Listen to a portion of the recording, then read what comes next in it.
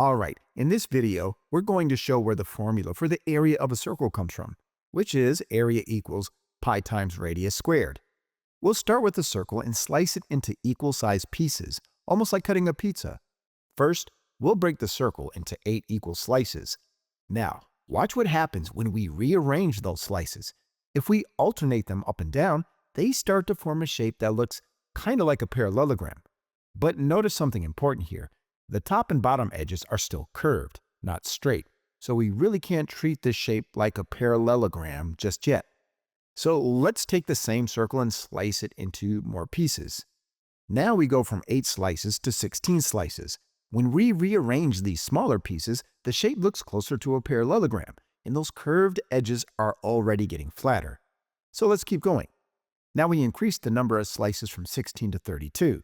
At this point, the top and bottom edges look almost straight, though you can still see a little bit of curvature. Next, we go from 32 slices to 64 slices. Now, the shape is starting to look very close to a rectangle.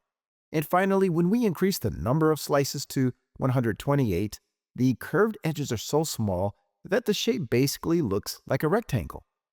At this point, it's important to realize something. Even though we sliced the circle into smaller and smaller pieces, we never changed the area, we only rearranged it. So now, since this shape essentially looks like a rectangle, we can treat it like one. So let's think about its dimensions, starting with the height. Each slice comes from the radius of the original circle. So the height of this rectangle is just the radius, which we'll call r. Now, let's look at the width of the rectangle. Notice that the top edge represents half of the distance around the circle.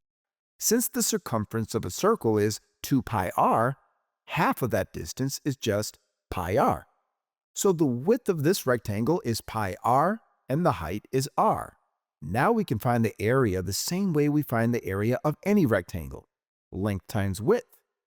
But in this case, length times width is replaced with r and pi r, which we can simplify to pi r squared.